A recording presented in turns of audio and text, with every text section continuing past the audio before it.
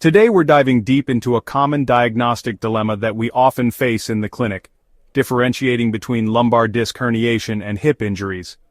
Differentiating lumbar disc herniation from hip injuries can be clinically challenging due to overlapping pain patterns, shared functional impairments, and limitations in imaging correlation. Here's a breakdown of the main challenges. So, stick around as we break down these challenges, discuss some key diagnostic tips, and help you accurately differentiate between these two conditions. Let's jump right in. One of the biggest challenges in differentiating lumbar disc herniation from hip injuries is the overlapping pain referral zones. You see, the lower back and hip are anatomically close, and their nerve supply overlaps significantly. For instance, a lumbar disc herniation, especially at the L4, L5, or L5S1 level, can refer pain to the buttock, lateral thigh, and even down the leg, a pattern that often mimics sciatica. Meanwhile, hip joint pathology like a labral tear or osteoarthritis can refer pain to the groin, anterior thigh, buttock, or even the knee.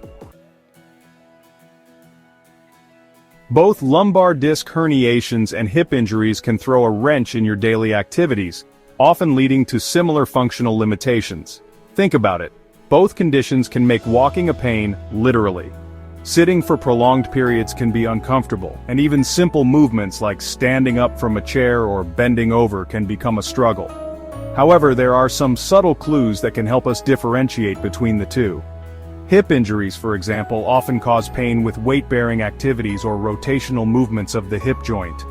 On the other hand, lumbar disc herniations tend to worsen with prolonged sitting, flexion of the spine, bending forward, or activities that increase intra-abdominal pressure like coughing or sneezing.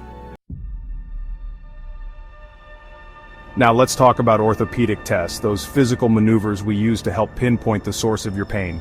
While helpful, even these tests can sometimes throw us a curveball. For example, the straight leg raise test, a classic indicator of sciatic nerve irritation, can be positive in both lumbar disc herniation and hamstring tightness, which might develop as a result of altered gait mechanics due to hip pain. Similarly, Faber and Fadir tests, which assess for hip joint pathology, may also provoke symptoms in someone with a lumbar disc herniation due to pelvic stabilization or nerve stretch. And to make things even trickier, the Trendelenburg sign, which indicates weakness in the hip abductor muscles, can also be present in cases of lumbar nerve root compression, particularly involving the L5 nerve root.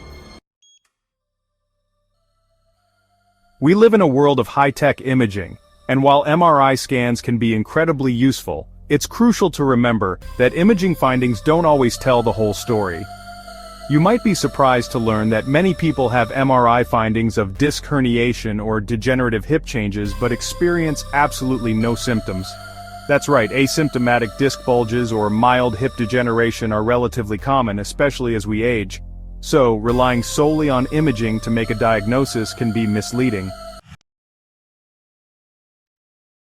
One of the key distinguishing features of lumbar disc herniation with radiculopathy is the presence of neurological signs. These signs, which result from nerve root compression, can include numbness or tingling sensations, muscle weakness in specific patterns, and changes in reflexes. In contrast, hip pathology typically presents with mechanical pain, meaning the pain is primarily related to movement and position. While you might experience muscle guarding or even some muscle atrophy around the hip due to pain and reduced movement, true neurological deficits are uncommon in isolated hip conditions. However, it's worth noting that conditions like piriformis syndrome or deep gluteal nerve entrapment can mimic lumbar radiculopathy very closely, causing pain, numbness, and tingling down the back of the leg. So there you have it. Differentiating between lumbar disc herniation and hip injuries can feel like solving a medical mystery. But by understanding the subtle clues and recognizing the potential pitfalls, we can crack the case and get you on the road to recovery. Remember these key diagnostic tips. Groin pain suggests hip issues, while posterior leg pain below the knee points to lumbar disc herniation. Always use a neuro exam, correlate imaging with clinical findings, and consider diagnostic injections in unclear cases.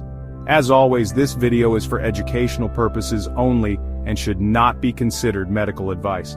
If you're experiencing back or hip pain, please see a qualified healthcare professional for a proper diagnosis and treatment plan. Thanks for watching.